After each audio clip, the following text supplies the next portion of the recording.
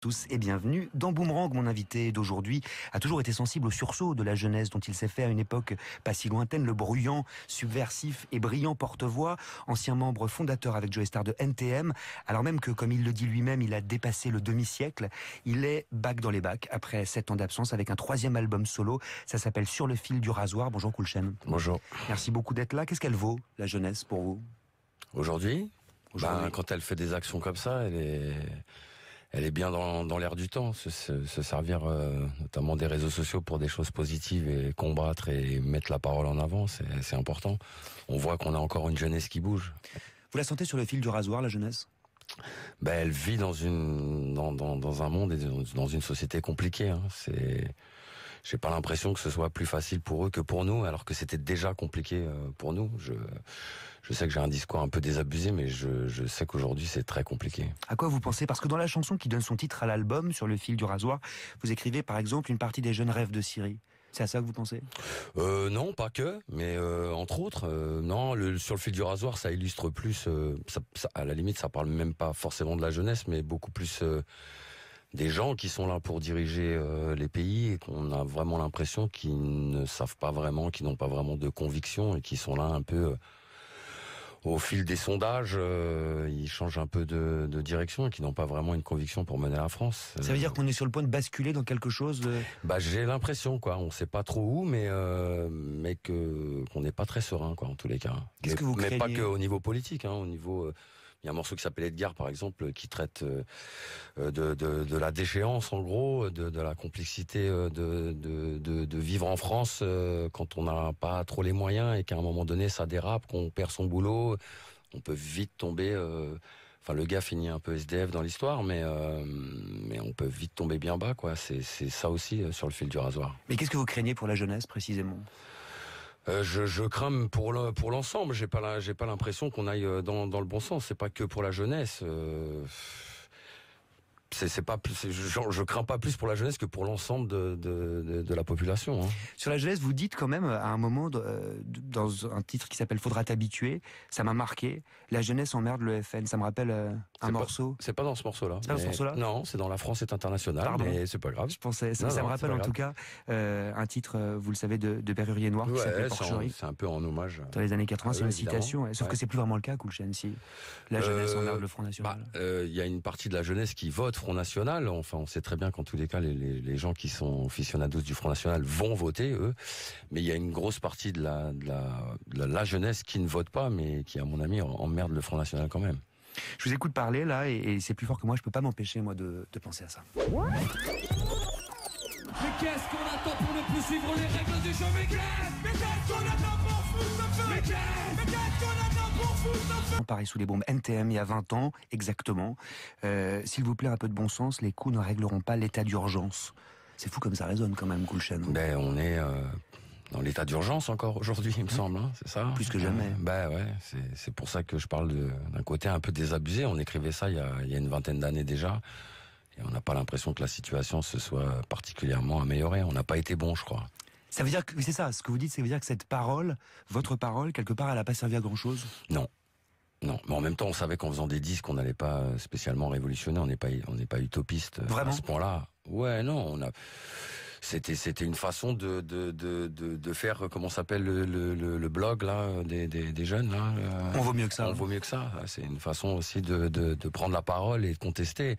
Après, je pense que des actions comme on vaut mieux que ça sont peut-être plus importantes que le fait de faire un disque. Un disque, ça reste quand même de l'art et de la musique. Alors que là, c'est des gens qui sont engagés autrement, je pense. Quel sens ça a pour vous aujourd'hui de continuer à proposer un rap conscient? Parce que c'est ce que vous faites avec cet album Sur le fil du rasoir. C'est surtout que je sais pas tellement faire autre chose. Faire de l'entertainment, c'est pas ma spécialité. Et que quand je me penche pas sur un sujet très très précis pour écrire, je suis pas très productif. Le rap conscient, c'est ça? C'est réagir en fait au monde, à l'actualité? Ouais. Il y a pas que ça dans l'album, mais j'ai pour habitude de dire que je fais... toujours le même album, un peu avec des thèmes récurrents, mais malheureusement, j'aimerais bien en faire... si ça avait changé un petit peu, j'aurais peut-être écrit autre chose. Mais rap conscient, c'est ce que j'ai envie de faire. Et c'est ce que je pense, c'est faire le mieux, quoi. Ce qui a un peu changé quand même, c'est la tonalité Cool Chain. Dans le dernier morceau de votre nouvel album, le dernier morceau s'appelle Debout, vous écrivez faut pas céder au chant des sirènes, faut rester debout. C'est un petit peu plus apaisé, j'ai l'impression quand même qu'il y a 20 ans. Faut plus foutre le feu aujourd'hui? Si, il faut foutre le feu. Il faut réagir, il faut se lever, il faut rester debout. Ça veut dire un peu la même chose. Hein. Foutre le feu, c'est pas foutre le feu littéralement, hein, c'est ça? Ouais, malheureusement, ça passe parfois aussi par foutre le feu pour se faire entendre. Est-ce que vous êtes en train de faire une incitation à la... Non, en tous les cas, une incitation à la réflexion et à la mobilisation, ça clairement. À qui vous vous adressez aujourd'hui? À ceux qui veulent bien m'entendre. Moi, je ne sais pas à quoi ressemblent les gens qui achètent mes disques, mais c'est une bonne question. À ceux qui ont grandi avec vous, c'est qui le public de Cool Chain en fait aujourd'hui? C'est ce que je viens de te dire. J'en sais absolument rien, quoi. L'autre jour, j'étais en train de faire des dédicaces à la Fnac. Je me suis rendu compte qu'il y avait des jeunes de 18 ans qui m'écoutaient. J'étais assez surpris. Mais je pense que l'ensemble des gens qui m'écoutent ont plus 40 ans aujourd'hui. En tout cas, ça pour respire pas dire 50. Le disque respire pas forcément l'optimisme. Rassurez-moi quand même, vous voyez des raisons de vous réjouir aujourd'hui? Pas trop. Non, je ne serai pas très optimiste et je ne vais pas te redonner sourire. Non, je ne vois pas, je vois pas trop de raisons d'être très optimiste. Alors moi je vais vous le redonner, le sourire, parce que allez, nous, Cool Chain, on a des raisons de se réjouir chaque matin dans Boomerang avec la jouisseuse et jouissante actualité de la culture. Que se passe-t-il? Qu'est-ce qui se dit aussi? Qu'est-ce qui se fait aujourd'hui, 1er mars? Hier, notre nouvelle ministre de la Culture a lancé le premier grand chantier de son mandat en annonçant une réforme du code du cinéma, en s'appuyant sur un rapport commandé après les nombreuses actions en justice menées par l'association catholique Promouvoir contre Love et la vie d'Adèle notamment.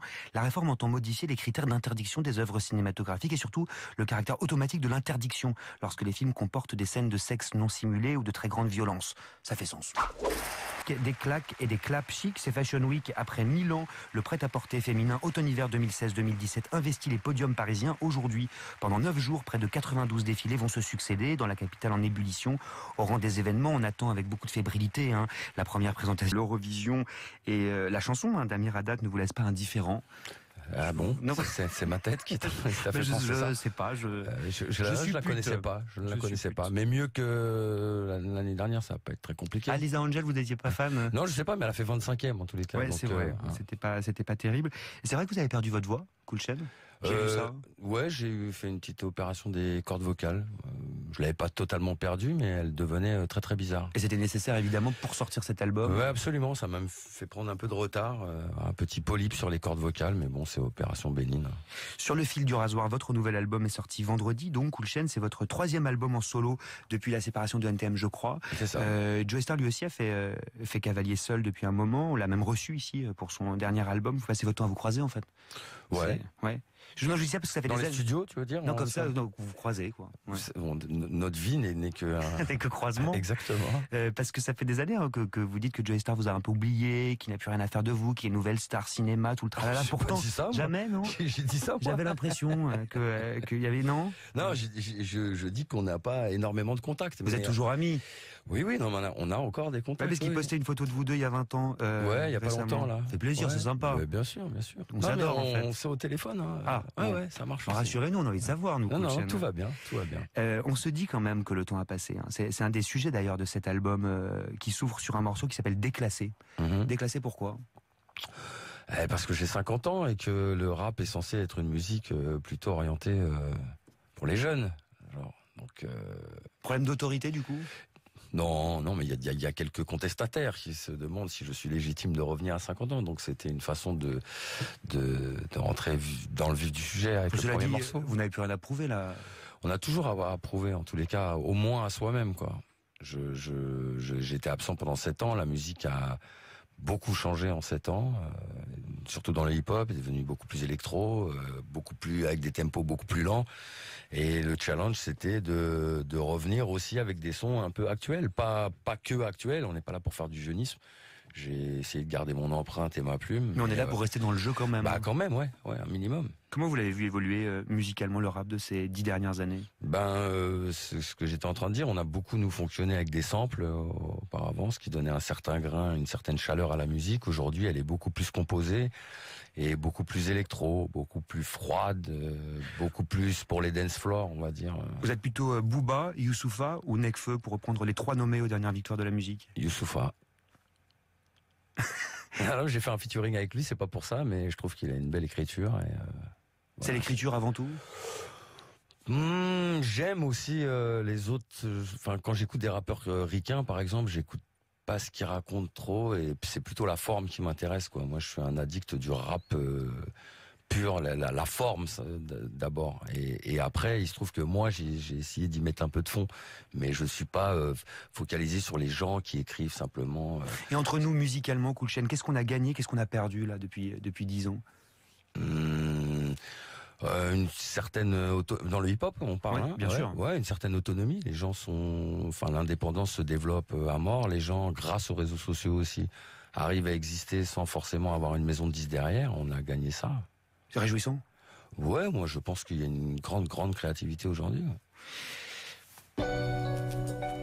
Vous savez, cette gouaille, sorte de virilité un peu archétypale, c'est un bonhomme, mais un petit bonhomme, haut comme 3 pommes, avec sa gueule un peu patibulaire, le visage taillé au couteau, le regard tantôt frondeur, tantôt flingueur, cheveux un peu gominés en arrière. Si on le regarde d'un peu plus près, cela dit, il y a quelque chose de touchant derrière sa dégaine de bad boy tout en noir, quelque chose de fragile, vulnérable, enfantin même. C'est pas un gangster, en fait, c'est un gamin, Cool Chain, invité de Boomerang pour la sortie de Sur le fil du rasoir, dont on vient d'entendre un titre qui s'appelle Au pied de mon âme. Pour vous citer, Cool Chain, je suis assis au pied de mon âme pour faire le bilan des traîtres qui ont tenté de scier mon arbre. Il paraît que c'est l'une de vos phrases, l'une de vos punchlines, comme on dit, préférées. Pourquoi? Ouais, c'en est une de l'album. Pourquoi? Parce que c'est un bilan, c'est dit dans la phrase. Tu verras quand tu seras plus vieux, tu te rendras compte qu'il y a des gens qui ont tenté de scier ton arbre. Ah bah il y en a plein, il y en a déjà, hein, ouais. C'est qui les traîtres en l'occurrence là dans cette chanson? C'est les gens que j'ai pu croiser tout au long de ma vie, à qui j'ai pu donner ma confiance et qui sont pas gênés pour me planter des couteaux dans le dos. Artistiquement? Non, c'est plus dans la vie quotidienne. Non, artistiquement, j'ai pas rencontré de gens qui m'ont spécialement planté des couteaux dans le dos. Non. Ça fait longtemps que vous aviez rien écrit, Cool Chain, ça vous est revenu naturellement? Ça a été aussi facile qu'avant? Quand je m'y suis remis, oui. J'avais pourtant mis, pendant 5 ans, j'ai pas du tout écrit, et quand j'ai recommencé à écrire, j'allais dire bizarrement, mais oui, c'est revenu assez facilement. Et pourquoi vous n'aviez plus écrit? Il y avait un blocage? Non, j'ai rencontré d'autres passions. On me dit ouais, mais comment tu t'es pas fait chier, t'as pas... Non, j'ai eu la chance un ras-le-bol peut-être? Non, pas du tout. Non, j'ai rencontré d'autres passions qui me faisaient me lever le matin, et c'est à ça que je pensais et non pas à écrire. Et alors pourquoi c'est revenu? Parce que c'est un peu un concours de circonstances. J'ai un pote Postaflex qui m'a appelé pour faire un remix d'un morceau à lui il y a 2 ans. Donc je suis allé au studio et il se trouve que j'ai trouvé le truc assez ludique de réécrire des textes. Voilà. Parce qu'il faut le dire, à l'écriture, les mots occupent une place très importante chez vous. Il y a cette chanson, notamment le titre majeur de l'album qui s'appelle Ma rime. Et quand j'écoute cette chanson, moi j'ai l'impression que vous dites que la rime, elle vous a sauvé en fait. Ouais, elle m'a permis de sortir de chez moi, d'ouvrir les yeux, de rencontrer des gens. Parcourir le monde, c'est un bien grand mot, mais parcourir la France en tous les cas. Et ouais, évidemment, ça m'a empêché de rester dans mon quartier. Sauvé en fait de ça, de rester de l'immobilisme? Oui, après j'en serais pas mort de rester dans mon quartier, puisque j'y ai vécu 38 ans. Mais je veux dire, le fait de rencontrer des gens et d'avoir une ouverture autre que de rester vraiment entre potes dans ton quartier, je pense que ça peut aider, ouais, clairement. Pour vous, la musique, c'est autant les textes que la scène? Ouais, c'est 2 parties différentes qui sont pas diamétralement opposées, mais c'est 2 sensations différentes, mais j'aime les 2, ouais. J'aime autant les 2, quoi. La création en studio, même si la scène, c'est quand même l'aboutissement, c'est que t'as fini et tu vas te faire applaudir, c'est quand même le côté le plus sympa du truc. Mais j'aime aussi souffrir et créer. C'est aussi pour ça, pour se faire applaudir, qu'on fait ce métier, Cool Chain? Bah ouais, à un moment donné, je sais pas si c'est pour ça, mais en tous les cas, la finalité, c'est ça quand même. À un moment donné, t'arrives, c'est le fameux sketch de Gad Elmaleh où il dit c'est très rare quand même. Enfin, toi, quand t'arrives à France Inter, c'est rare qu'ils te fassent une aide d'honneur et qu'ils t'applaudissent. Alors, non, tous les matins, ils font ça. Dans Boomerang, on est vraiment très corporate, donc ils essayent d'applaudir. Ah oui, je vois. Ah d'accord, ils sont en train en d'applaudir. studio. Ok, bah voilà, on a de la chance, toi et moi alors. Joey Starr, il nous disait que son dernier album, c'était juste un prétexte en fait pour monter à nouveau sur scène. Lui, ouais, c'est ce qu'il dit. Non, mais c'est vrai, je connais cette phrase de Joey, mais il disait ça d'NTM aussi. On fait des albums pour monter sur scène. Moi, je faisais des albums parce que j'avais envie d'en faire aussi, quand même. D'en faire et de dire aussi quelque chose. Ouais, évidemment. Mais lui aussi, c'est une phrase bateau c'est une réponse toute faite. Ça vous manquait la scène? Pas tant que ça. Non, c'est très étrange comme réponse. Je pourrais faire le mec très artiste et faire tu vois, c'est parce que vraiment ça me manquait que je suis revenu. Et là, vous avez hâte maintenant? Ben là maintenant, oui, c'est pas pareil. Là, on a fait le disque et effectivement, il va falloir le représenter sur scène. Donc c'est vrai que ça fait un moment qu'on vous a pas vu sur scène, du moins sur ce type de scène, parce qu'il y en a d'autres, des scènes Cool Chain, vous voyez venir. Il y a des scènes qui sont des plateaux de cinéma. Dans À but de faiblesse de Catherine Breillat avec Isabelle Huppert, vous vous souvenez? Évidemment. Ah, je me souviens très très bien. Ouais. Le cinéma, c'est arrivé par hasard? Ouais, totalement. C'est jamais un hasard de faire l'acteur. Je sais pas, mais Catherine, en tous les cas, elle est venue me chercher. Moi, j'avais rien demandé à personne. Et qu'est-ce que ça a été pour vous? Une façon de se réinventer, justement? Ouais, j'ai découvert une nouvelle passion, même si j'y suis allé un peu à reculons, parce que je faisais d'autres choses à ce moment-là. Notamment, je jouais pas mal au poker. Et j'ai fait ça pendant un bon moment. Et donc, quand elle m'a appelé, je savais pas trop si je devais y aller. Mais bon, autour de moi, mon entourage m'a dit... Catherine Breillat, Isabelle Huppert, quand même, tu vas pas te chier dessus, il va falloir y aller. Parce que c'était chic. Bah ouais, non, c'était bien, quoi. Isabelle Huppert, quand même, c'est, voilà, même si je suis pas très cinéphile, je sais quand même que c'est Madame Huppert, quand même. Et puis, ce personnage inspiré Christophe Rocancourt, je parlais de se réinventer, c'est pas rien, quand même, de jouer. Ouais, même si c'est pas un biopic, Catherine Breillat m'avait pas demandé de m'inspirer de Rocancourt, de lire des choses sur lui. Il fallait que je ressemble au personnage qu'elle avait écrit, qui n'était pas exactement Rocancourt, puisque c'était une adaptation et qu'elle avait envie que j'y mette, moi, ma touche. Ça l'a assez énervé d'ailleurs, parce qu'à la fin, elle me disait que je l'avais rendu sympathique. Elle en avait pas trop envie. Mais ça rentrait dans ce désir de changer, de faire autre chose? Non, c'est un hasard, mais c'est un hasard qui continue. Mais c'est très bien, oui, non, mais c'est très très bien, oui, bien sûr. Aujourd'hui, autant j'y suis allé un peu à reculons, aujourd'hui j'y vais en courant. Parce que vous venez de terminer, il faut le dire, le tournage de Réparer les vivants de Catel qui les verrait, l'adaptation du roman de Maëlys de Kerangal que les auditeurs de France Inter connaissent bien. Qu'est-ce qui vous touchait dans ce projet, dans cette histoire en particulier? Ce qu'avait pu faire Catel auparavant et puis, Suzanne notamment. Absolument, et le sujet du film qui est sur le don d'organes et qui est vraiment un film très fort, très intense, et mes partenaires de jeu, t'as Raïm, Emmanuel Seigné, Monia Chokri, voilà, c'est quand même de la pointure, on est là pour apprendre, donc si on peut apprendre aux côtés des meilleurs, entre guillemets, c'est très bien, quoi. Réparer les vivants, c'est un beau titre, ça pourrait être une devise, ça, d'artiste. C'est magnifique. Réparer les vivants. C'est magnifique. Vous les réparez, vous les vivants? Avec votre musique? J'essaie j'essaye. Merci beaucoup, Cool Chain, d'être venu faire un tour dans Boomerang sur le fil du rasoir. C'est le titre de votre nouvel album, et comme vous disiez naguère, c'est de la bombe bébé, cette émission. Vous pouvez la réécouter sur le site de France Inter à la page de Boomerang. Je vous invite aussi à vous abonner au podcast Un clic, c'est magique. Tout de suite, l'instant M de Sonia De Villers, les médias sur France Inter, c'est juste après ça.